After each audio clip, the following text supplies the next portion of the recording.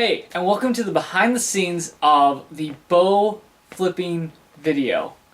So, I met these people when I was actually hanging out in Waterford. We were filming for Flip Your Lidwear down there, just kind of getting shots of his event table and all the different market clothing that he's selling and stuff like that. I actually met Megan and Tristan, and they're from Canada. They do bow open form and traditional. They also do karate.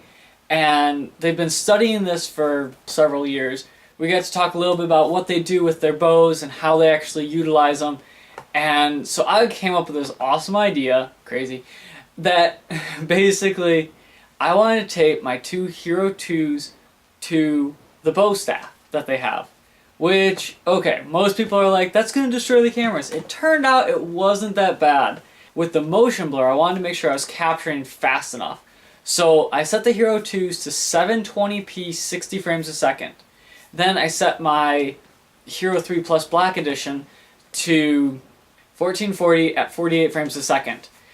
I love the look I get from the 1440 over the 1080-60. I don't know why, but I just love it. Then when I dumped it in the timeline, I made sure that the timeline was actually 24. I went in and I set up both Hero 2 cameras so that they would sit on either side of the bow, and then gaff taped them a lot to the bow to the point that like you couldn't see the camera anymore. All it was the lens, and that is one of the things that I love about doing shoots with just the GoPros is you get these angles that no one else really can get with a regular size camera.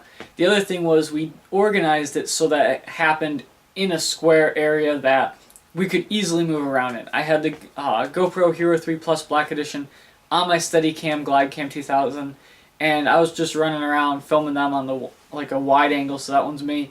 And then the two cameras were actually taped to the bow. They're flipping around like crazy. So you kind of see them in some of the shots, but they're so tiny that you don't necessarily notice them too much.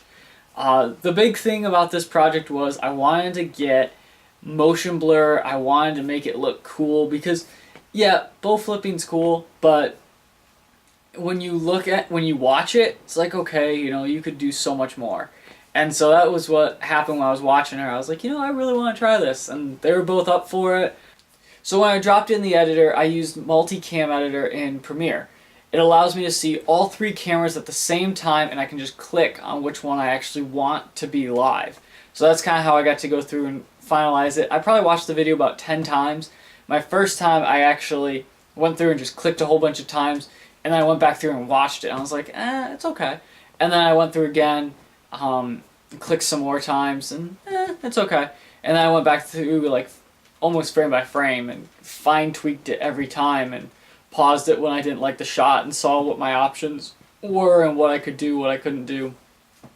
And then it was really nice because I had color corrected everything beforehand, so all I had to do was just drop and go. It really helped making this video go a lot faster than the old way that I used to do, which was basically scale all the videos down to size and watch them individually, then decide which one I liked and stuff. This was a lot more of clicking based on where I think it should go.